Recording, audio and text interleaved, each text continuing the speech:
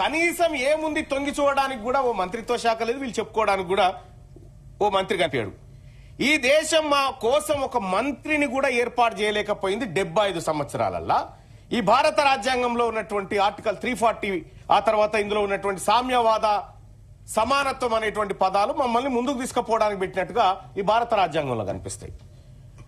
ఒక మాటలో చెప్పాలంటే అధ్యక్ష, ఒక ఇంటి పెద్ద లేని ఇల్లు ఎట్లుంటదో ఈ భారతదేశంలో బీసీలకు ఒక మంత్రి లేనటువంటి ఇల్లు లాగుంది అధ్యక్ష. ఇంకా కొంత ఇన్డెప్త్ కన్వయించుకోండి మీరు దీన్ని.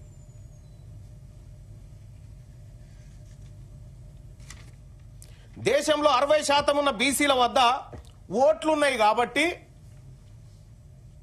మీకు మరి మా ఇంటి పెద్ద ఏడంటే ఇప్పుడు లేడు కానీ తాత్కాలికంగా గాడికి పోవని మైనారిటీ శాఖ కింద నెట్టేసారు సార్. మైనారిటీ శాఖ మంత్రి ఇప్పుడు బీసీ సంక్షేమాన్ని చూస్తాడు. ఈ భారతదేశంలో మెజారిటీ ప్రజలైనటువంటి సంక్షేమాన్ని మైనారిటీ శాఖ మంత్రిత్వ శాఖ కిందకి తీసుకొచ్చారు సార్. అది ఎప్పుడు మళ్ళా అది తెచ్చింది 2006లో ఏమో తెచ్చిరు, అప్పుడు అంతకంటే ముందు లేదు. ఇక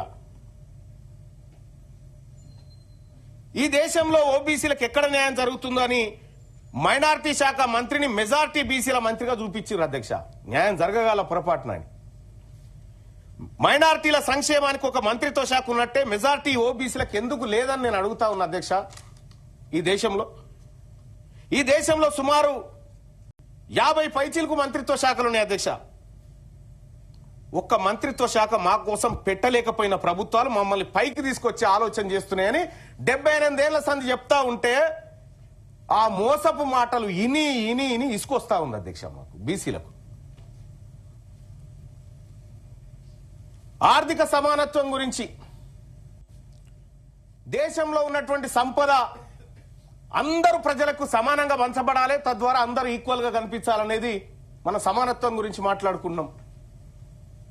స్వాతంత్ర దినోత్సవం నాడు అదే, గణతంత్ర దినోత్సవం నాడు అదే, గాంధీ జయంతి నాడు అదే మాట్లాడుకుంటాం. మరి ఆచరణలో ఎంతవరకు ఉంది దేశంలో?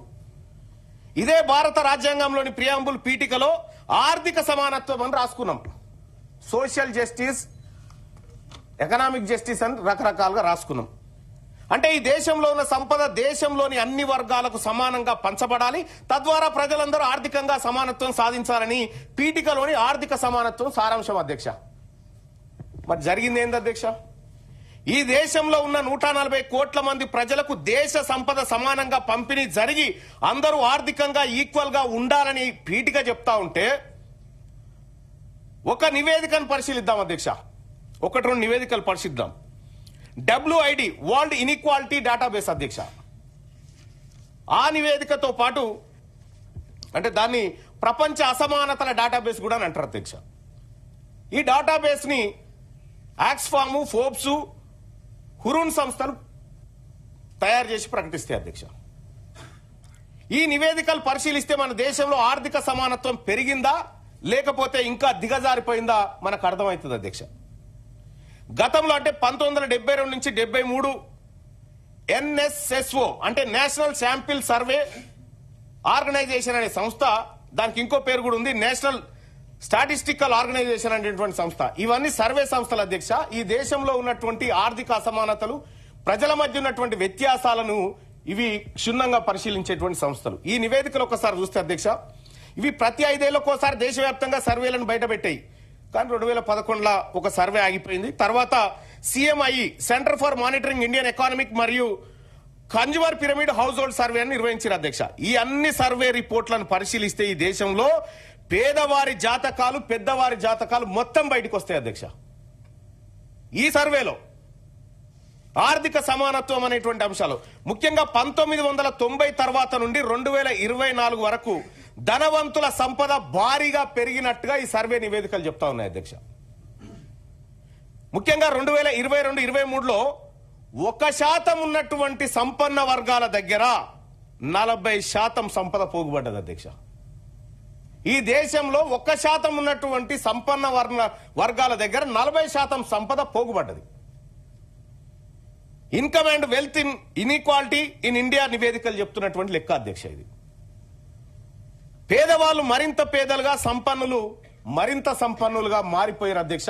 ఈ 70 ఏళ్ల పరంపరలో మమ్మల్ని పైకి తీసుకురావడానికి ప్రభుత్వాలు చేసిన ప్రయత్నంలో మేము జారిపోయి వాళ్ళు పైకి వచ్చారు అధ్యక్ష.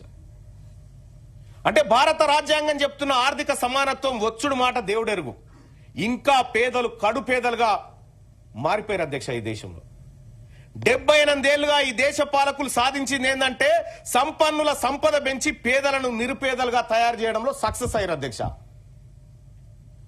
బీసీలలో ఉన్నత విద్యను అభ్యసిస్తున్న పరిశోధన విద్యార్థుల విషయం చూద్దాం అధ్యక్ష. వీళ్ళు మమ్మల్ని పైకి తేవడానికి ఎన్ని ప్రయత్నాలు చేశారు అనుకున్నారు అధ్యక్ష దేశవ్యాప్తంగా. ఒక్కసారి ఇదే దేశంలో మమ్మల్ని ఈ బీసీల చదువుల కోసం, బీసీలను పైకి తీసుకురావడం కోసం భారతదేశంలో జరిగినటువంటి ప్రయత్నాన్ని ఒక్కసారి చూస్తే అధ్యక్ష,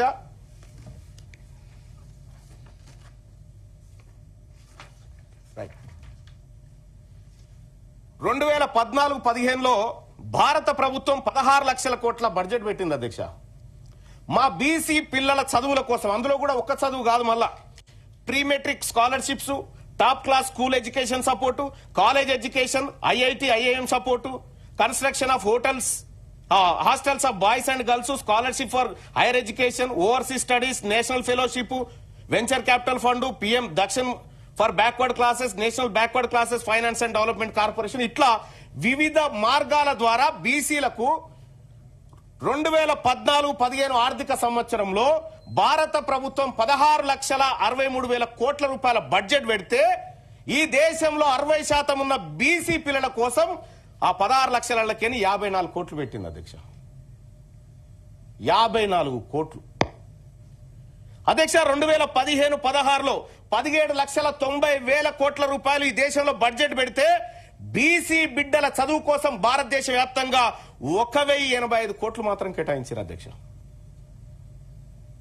ఇట్లా చెప్పుకుంటే పోతే అధ్యక్ష 2016-17లో 1,212 కోట్లు, 19 లక్షల బడ్జెట్, 19 లక్షల కోట్ల బడ్జెట్ లో 17-18లో 21 లక్షల కోట్ల బడ్జెట్ పెడితే 1,233 కోట్ల అధ్యక్ష. ఇట్లా 2023-24 46.15 లక్షల కోట్ల బడ్జెట్ ను కేంద్రం ప్రవేశపెడితే ఈ దేశంలో ఉన్నటువంటి మెజారిటీ బీసీలు వాళ్ళ భవిష్యత్తు, వాళ్ళని పైకి తీసుకురావడానికి 2,287 కోట్లు పెట్టారు అధ్యక్ష. మొత్తం ఇప్పటి వరకు గడిచిన 10 ఏళ్లలో బీసీలను ఆర్థికంగా, బీసీలను విద్యాపరంగా పైకి తీసుకురావడానికి ఈ దేశం మా కోసం పెట్టినటువంటి ఖర్చు 10 ఏళ్లలో 15,000 కోట్లు పెట్టింది అధ్యక్ష. 15,855 కోట్లు పెట్టింది. మమ్మల్ని పైకి తీసుకొచ్చే కార్యక్రమాలు